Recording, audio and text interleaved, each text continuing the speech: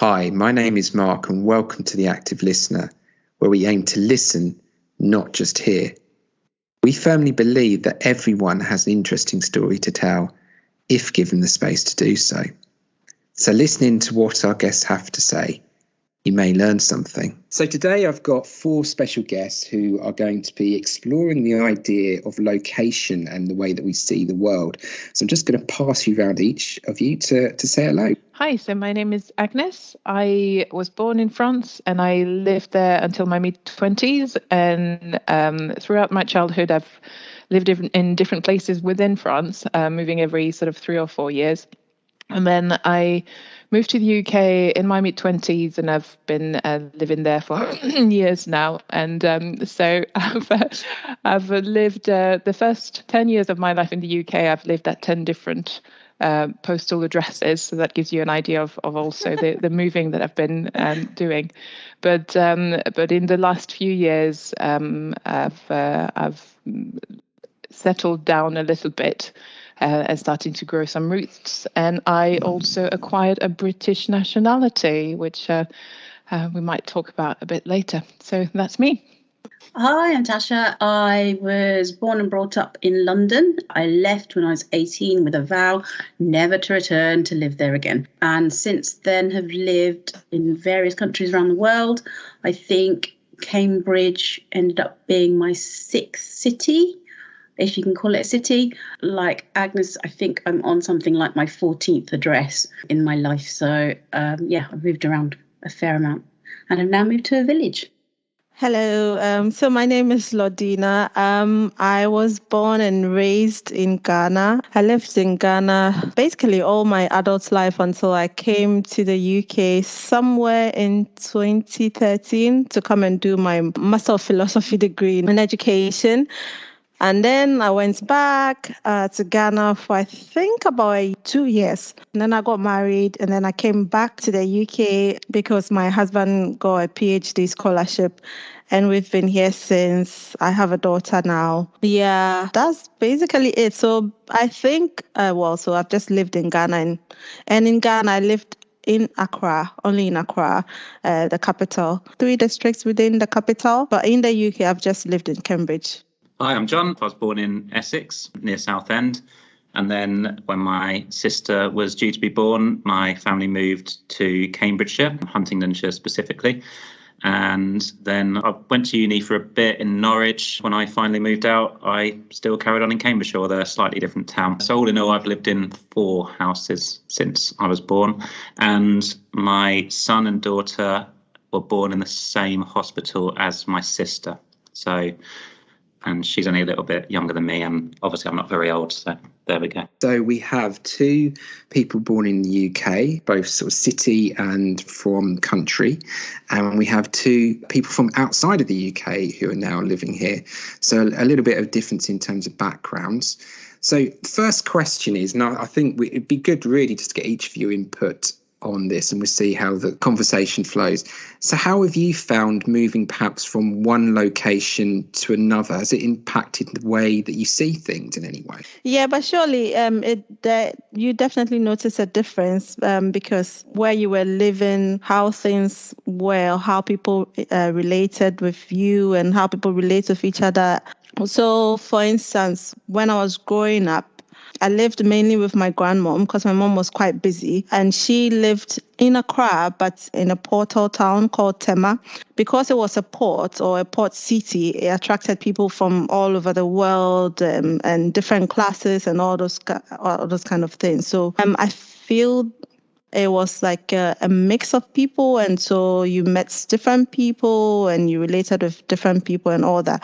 Then before I went to secondary education, my mom built her own house, and then we moved to a different area of the capital.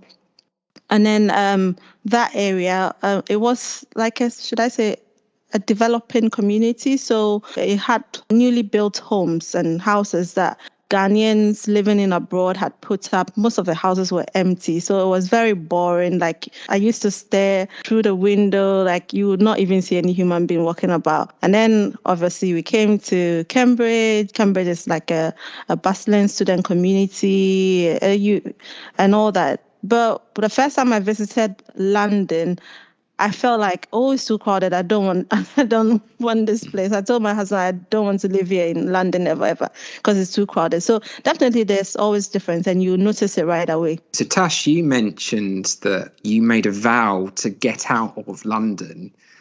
What was that, and how has that affected the way you see and do things? So the first city I lived in outside London was Bristol, because I went to uni there.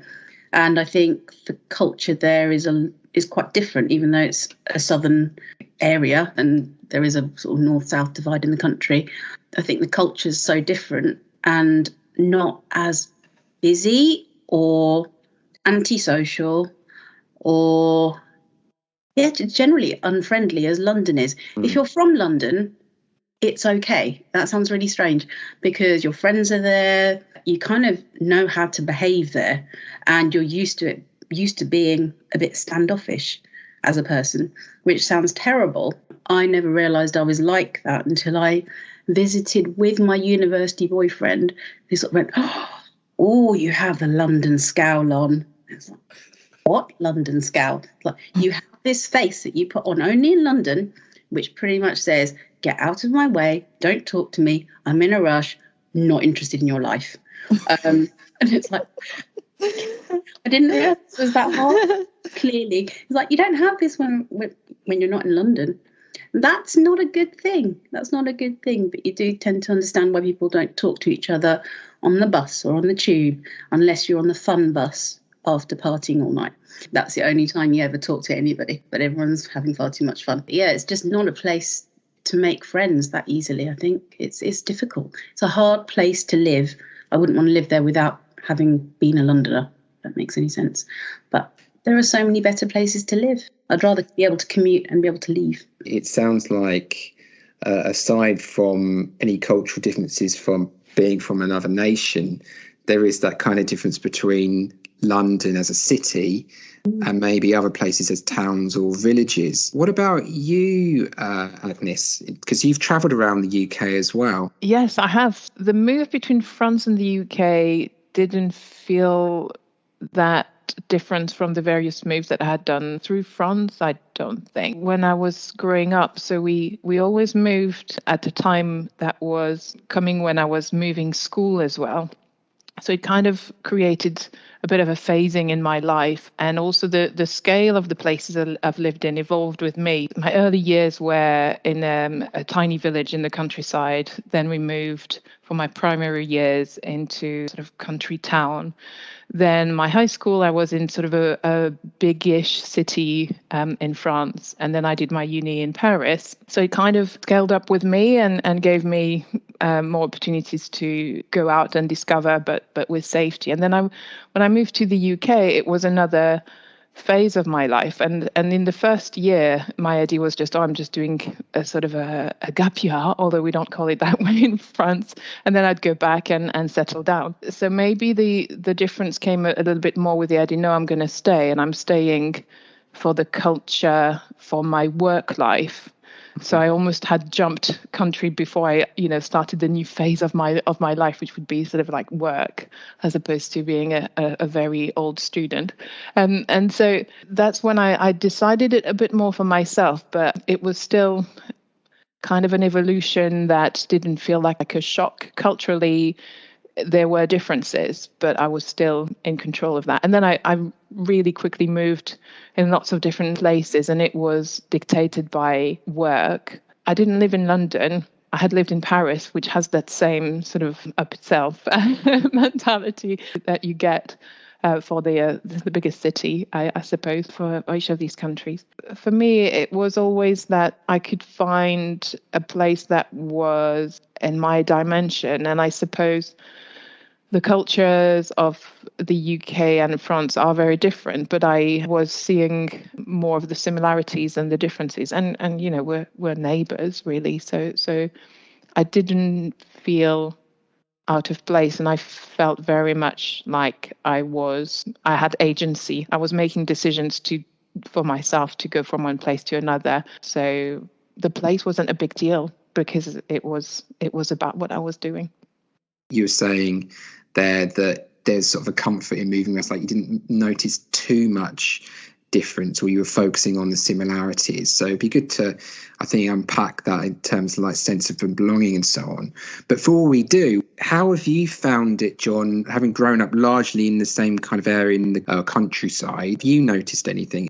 Yeah, so I was just thinking on the weekend, I popped out to have some breakfast with some friends, and I'd known 4 of them since we were 4. There were 6, so I was 7th. 2 of them since I think we were 7, and we all still live around the same area. You know, some of our friends obviously moved away, but we still have that close link. And it's the same as in, you know, I take my son, or more my son, because we go out walking, you know, we'll say hello to people, and then we begin to like know them a little bit. If I go back to my hometown again, you know, I go into a pub, there's people I know, there's people that I've seen get old, you know, you think, I remember you when you were, you know, 30, and now I'm the old man sort of thing. I'm older than 30. Just thinking about, you know, what you're saying. When I was, you know, young, there wasn't too many people that I would say is different when I was at school. Up until kind of sixth form, you know, it was very much white British all around. And my only really time of, this is when I was young, before kind of university and probably 16 upwards really, the only time I really saw anyone massively different was when I used to go watch football. So I used to go to watch West Ham play in Newham, and that's when, you know, walking the streets of Newham, my dad, we used to park the car and walk around. That's when I noticed that there were a lot of people that were very, very different to me and living in a different way. And that was, yeah, that was a big eye opener when I was younger. It was just things were, you know, completely different to, you know, my small town and everything I knew. Even if I went to London with my dad, he used to work in London. We used to go to his offices. You know, we saw a different side of London. It was all on the tubes, you know, it was into offices type thing. But I didn't see real people. They was all commuters and whatnot. So yeah, it was travelling to football from, yeah, it must have been about 10 years old onwards. That's when I realised that there was something bigger and different from my little town, really. What is the connection between, say, your sense of belonging and where you come from and where you actually live? What are your feelings about that? I have to say, I think it's because I've moved so many times. I've probably found it very difficult to call anywhere home. So I don't call London home because my parents have moved and I've never lived in that house that they live in now. So that's not home. And as I said, I've moved so many times that nowhere's actually felt permanent, I suppose. And that's quite difficult. And there's only been recently, since we've moved to a village, where the culture is not necessarily feeling like home, but the actual place itself, like the building and the people around me, make it feel like home. So I think that's what home's about for me, and not about the place, because I've found since I moved to Cambridge in 2014, so it's been a while, long enough for somewhere to feel like home. It's taken a long time for it to feel kind of like home, but still not. What do you think that is? So, for example, in the village that we're in, I don't really know anyone. We're the really odd city folk that actually go out to work, and the demographic of the village is very old generally, or people with some young children, definitely everybody with a dog. And we really don't have a dog. So that's something that we probably need to invest in now that we've got a child. So you either have to have a child or a dog to fit in. So we got the child, so now we'll probably get a dog. But it's also quite religious, and that's fine. You know, religion builds communities, and we're not of the religion of the village, and that's fine. But it does make it very difficult not to feel that you don't belong. So yeah, and I'm definitely one of the only ethnic minorities in our village, and now our daughter is half of that. So there's 1.5 ethnic minority groups within the village. Yeah, I think to add to that, it's about the family that you build. It's not really where you live. So if, like for me, when I had to move from Ghana away from my family, my friends, and then come with my husband to come and stay here, it was daunting, because then I had at the back of my mind that my only family is my husband. And wherever we live, that's where that kind of catchment area is where we will call home. So like to me, I only look at it as in the family and the friends that you have in that area. And it's not that place necessarily. So obviously you wouldn't want to live in a place where your life is in danger or people are hostile or whatever. But either way, whatever it is, wherever you are, if you are in a place where you have family, you have friends, perhaps ones that you found you had already in your life, or ones that you initiated the connection with and it's just going on well, that makes that family, that makes you to be convinced that you can actually call that place home.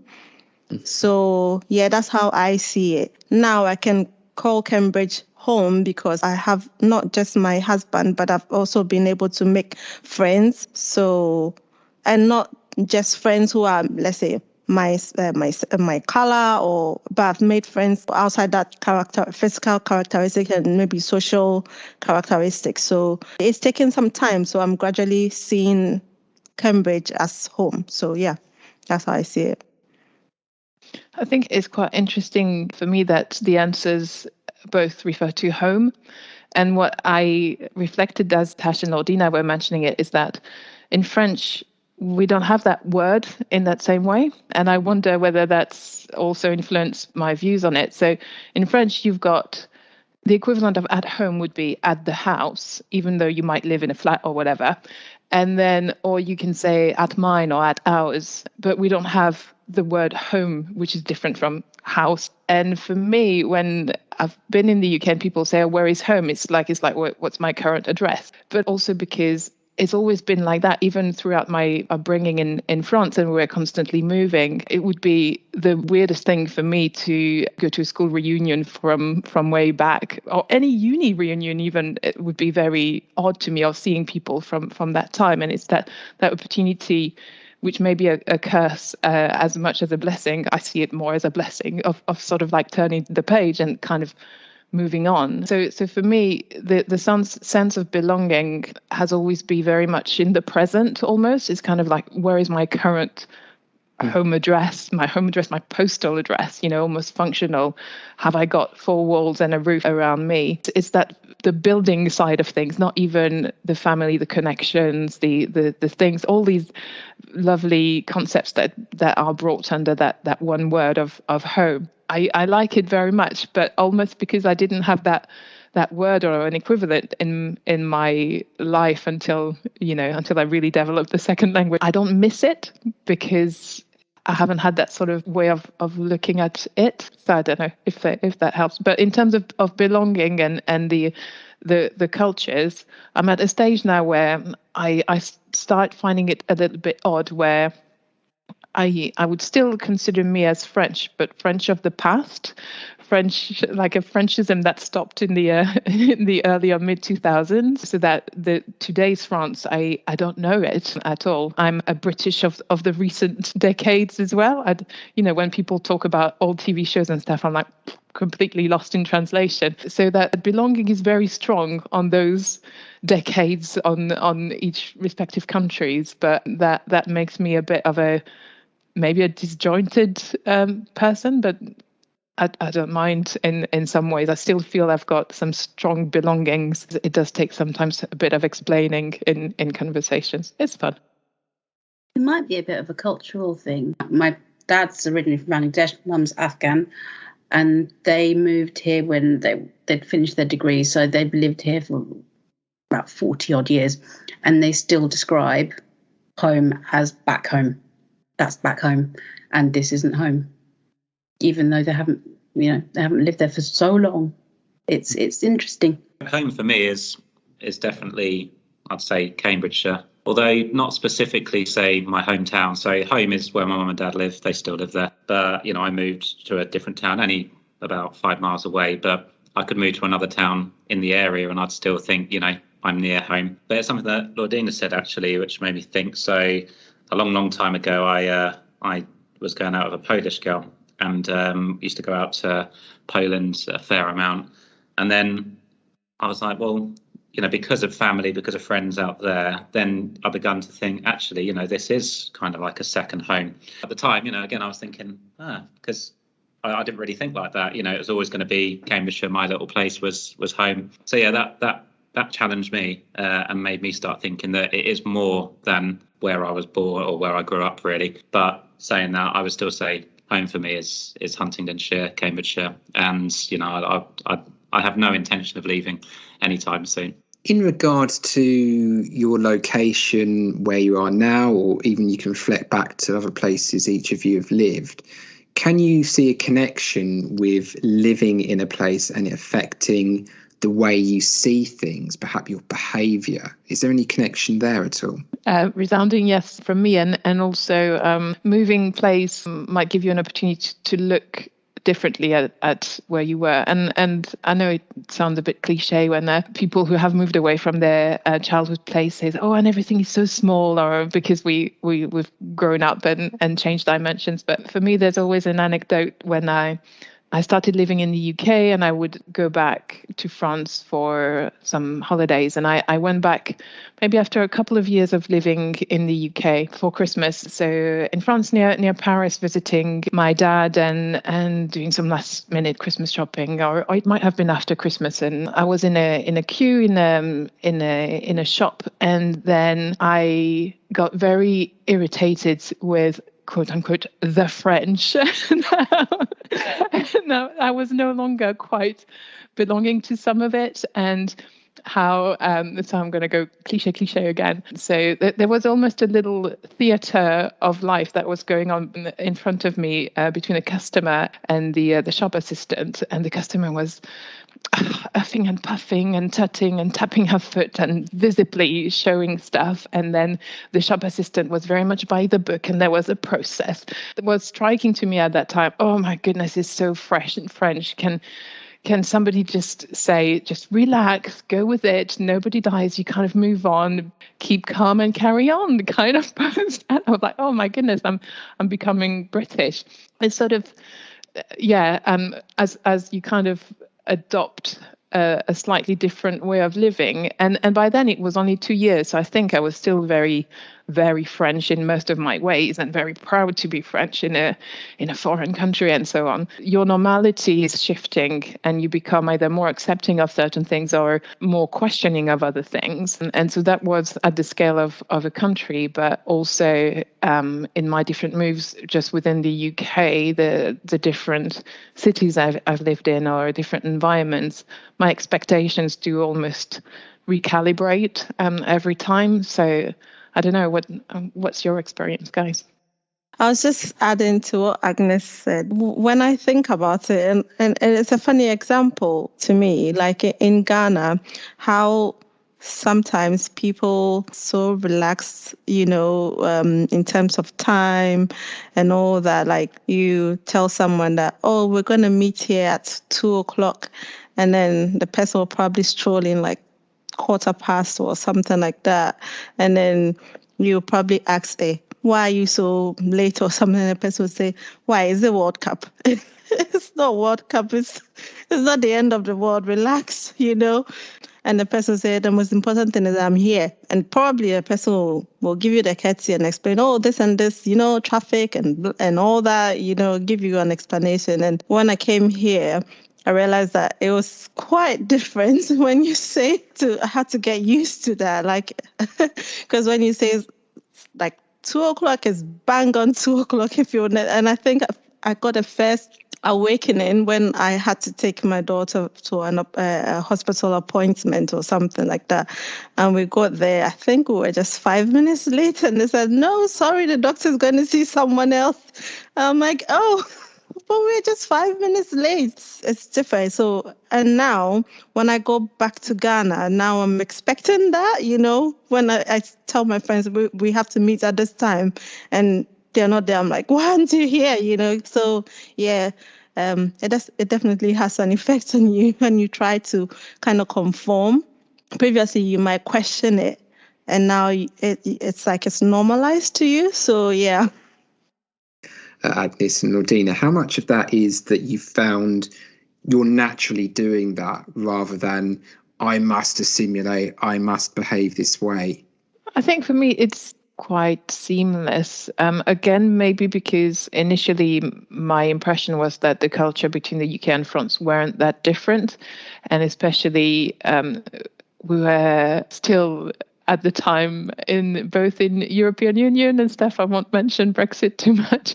So it felt like it was a wider community, and as much as there were differences between the north and south of France, there were differences between the south of England and the north of France, where I tended to live. And so, gradually it was like, oh yeah, well, it's a continuum of people. So I didn't feel that I had to make a particular effort to assimilate. And I used my difference because it was actually, I didn't see it as much difference. And it's kind of in most places, it was a non-threatening difference of this young French girl. Again, it's a bit of you can play with the stereotypes. So I didn't feel that that I had to force myself into the British ways. And after a year, part of me chose to embrace that culture, and especially the work culture, and sort of say, I don't want to work in France because they are horrible. I want to work in the UK because there are opportunities, and regardless of your background to a degree, and again, I'm talking from a fairly privileged background for sure. And so it was like, yeah, you can try what you want. Regardless of that, you'll be able to find job opportunities, and what will matter is actually what you do with that opportunity, rather than who your family, your university, and so on. I was sort of embracing that the Britishness sort of seeped in me, and then it was when I was going back to France, I was like, the French are indeed just horrible. So, but you can't kick it out of you either, and I wouldn't. I'm still very proud of what it is shaping me into as an individual, and it's still a strong part of my identity, and I try to impart that a little bit with my children now. But you kind of get to a point where this identity, and especially not necessarily going back to France very often, even more so with the pandemic now, it sort of fades a bit more in the background, and so the now feels more important, and you kind of adapt. Also, my husband is British, so at home we speak English and so on. So I guess over time maybe the balance will shift, and in a few years I'll describe me as a British person with a French background, as opposed to, say, a French person with a British passport as well. So yeah.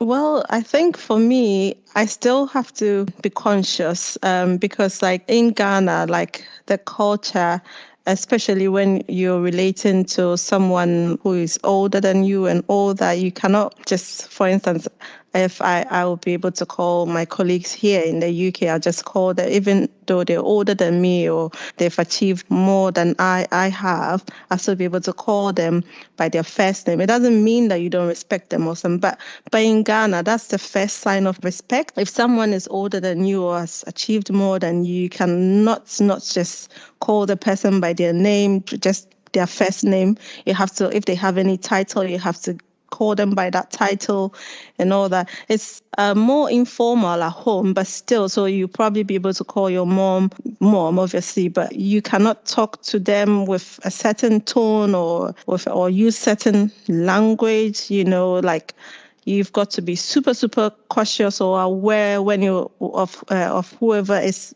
before you that you're talking to. Whereas I find that it's a bit relaxed here.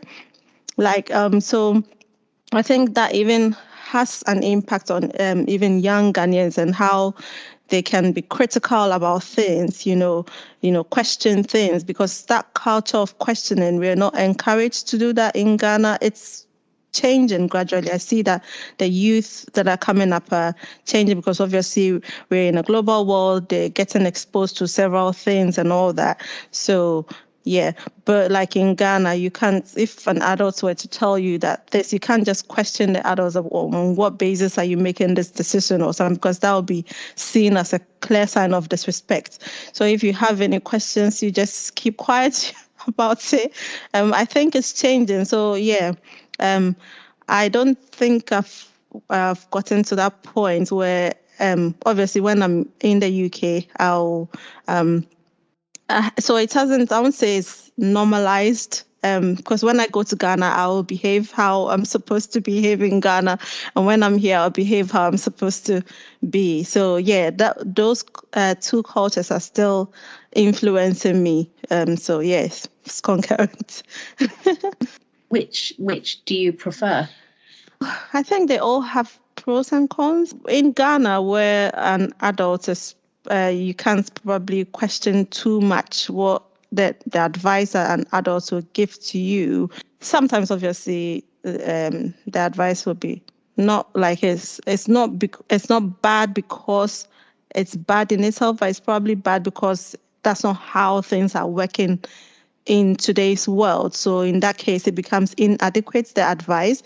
And so you will probably, if you were to receive that advice, you'll probably gently or respectfully explain to the adult that this is how things are working now or something like that. Whereas here you have that room to be able to question things, to be able to, and I don't think I have a preference in terms of that. I think where I'm probably liking what is here in the UK is the sense that you get to develop confidence as well, because like you're not just expected to, like, you receive information, you just accept it just like that, and so you have to, and for you to question something, then you should be able to have more knowledge about it. So now you get the opportunity to develop your knowledge and then your confidence as well. Whereas in Ghana, because of that culture, let's say you get too used to that culture, then you don't question things. And if you don't question things, then that means you probably just take it as it is, and you not have any need to go and, find out more.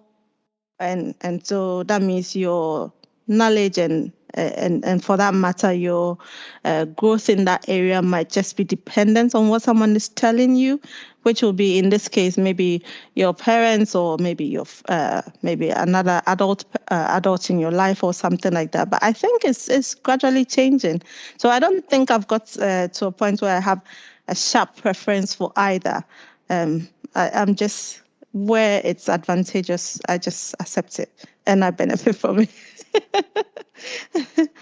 I just had growing up where I'm from, I think there was always an underlying belief that everything that we did was correct, i.e. it's these famous kind of British values as well, fairness, common decency, all that sort of stuff, which I think is maybe, the saying hello to people out on the street, that sort of thing. So, yeah, I think there was always a confidence about where we lived, in terms of, we lived in a nice place, we were welcoming, at least outwardly. That's, all I can say. I don't know what people were like behind closed doors. But I'd also say that the question idea, as a student of history, East Anglia is kind of a hotbed of rebellion over the years, in terms of, the Iceni, the Civil War, that sort of thing. So there's a certain respect for authority, but an idea that there's a suspicion of it as well. I would say as locals, we'll grumble, we'll complain. It takes a lot to push us one way or the other, but generally we're a compliant bunch, but push us too far and then off we go.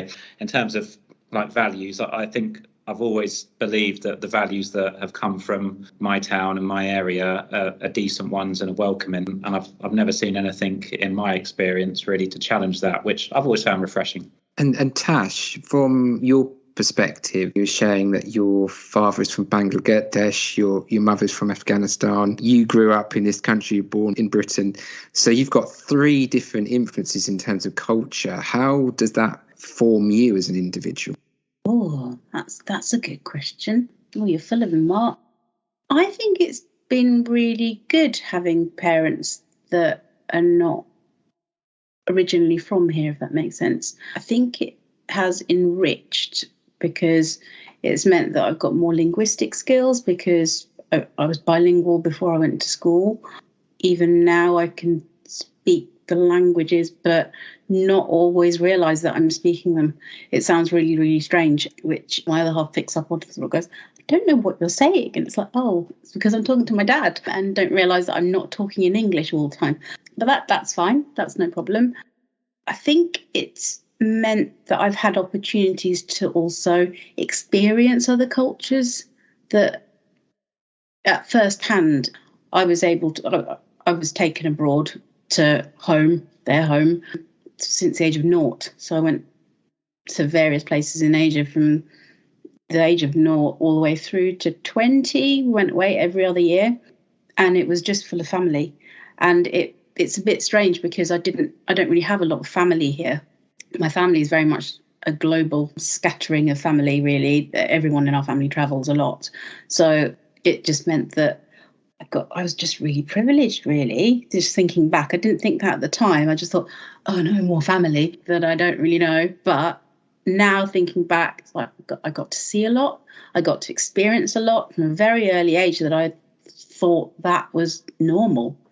And that possibly, I would hope, has meant that I'm open-minded, really. As part of that experience, I might have been open-minded anyway. From living in London, I lived in a very multicultural area. I don't think I ever really experienced racism from any kind of memory, and it's not that I blocked any bad experiences out, but I went to a very multicultural school. I lived in a very multicultural area, and actually probably experienced feelings of being a minority as soon as I moved out of London, more so than living in London. But in terms of sort of parental influences, massive, absolutely massive, but in a good way, in a really, really positive way. But they probably used a lot of their background to influence the way they parented as well, which is quite different, I think, to maybe parents from here would have done. And they were Muslim, so we never really celebrated Christmas until I was older and did it at friends' houses. But we never had a Christmas tree. We never did that. It was just another day off school with some TV. That was it, really. Didn't miss it. It's quite interesting. But they didn't just mix with their community either. I think it's really positive. So for me at the moment, I'm at that stage where the French is me is fading out, but I have 2 young children, and I find it difficult to speak to them in French because as soon as they reply in English, and that's becoming their default language because of nursery or school and so on, my brain just kind of goes back to English, and I find it really hard to push it through. And then there's the whole question of, oh yeah, but all the culture and the events and things like that. But because I wouldn't necessarily tend to do them myself, it feels strange to sort of force it upon them. So your example of Christmas, it's kind of like, yeah, but if your parents being Muslim wanted to teach you about Christmas, or it feels a bit like, what? When James, my son, goes to a little French school on Saturday, because I thought we'll do a bit of French for him, and they talk about la galette des rois after Christmas, so the King's Day cake and things like that.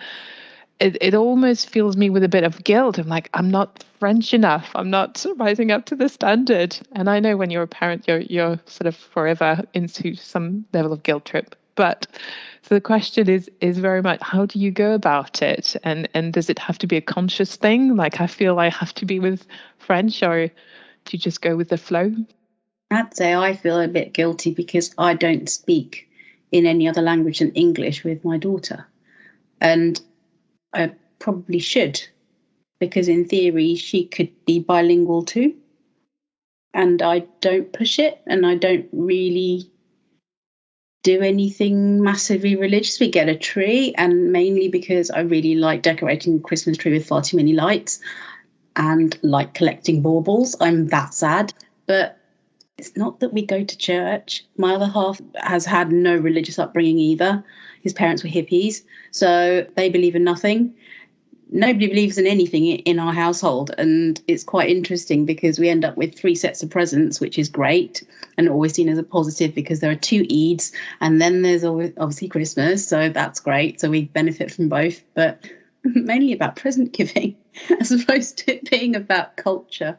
And it should be much more about culture, but I feel the guilt as well of not passing anything on from my, I suppose, cultural heritage, if that makes sense. Rich and I, we have that guilt all the time because, Rich and I, we speak 2 different languages because we're from different tribes in Ghana. We have a common language that we speak, and our daughter doesn't know that language. And so sometimes when we want to discuss something that we don't want her to hear or we don't want her to be, so now I feel guilty because like we're excluding her with the language, which is not good, because Rich and I were now trying to teach her to speak the language, and it's so difficult because I feel like if we were to go on a vacation to visit Ghana or something like that, she'll hear all that language and she'll feel so left out. And my daughter, how she is, she really speaks her mind, and she'll probably speak her mind, and she'll probably come and tell us off for not teaching her the language. Now she doesn't bother too much about it. I ask Rachel, are we doing enough? Are we not doing enough? In terms of exposing her to our culture, we are exposing her to our culture gradually through our music, through our meals. I said to Richmond that she's developed a British palate because she doesn't really enjoy our meals apart from our chicken, because she likes the way we spice our chicken. So that's not... Yeah, but all the other meals, she's probably like, no. Yeah, sometimes I do feel guilty, and it's quite tricky, but I guess now we're just going with the flow. I'd just say my son and daughter will be brought up much as I was. There'll be probably very little difference in the last, 30 years or whatever. I think it'll be fine. I still occasionally Mark agrees that I turned out all right. So that they'll do the same as well. Well, thank you, everyone. Thank you for your time. It's been really interesting, and it'd be great to catch up with you again and explore another theme. Thank you for taking the time to listen to the podcast. Until next time, remember, help people feel valued. Listen, don't just hear.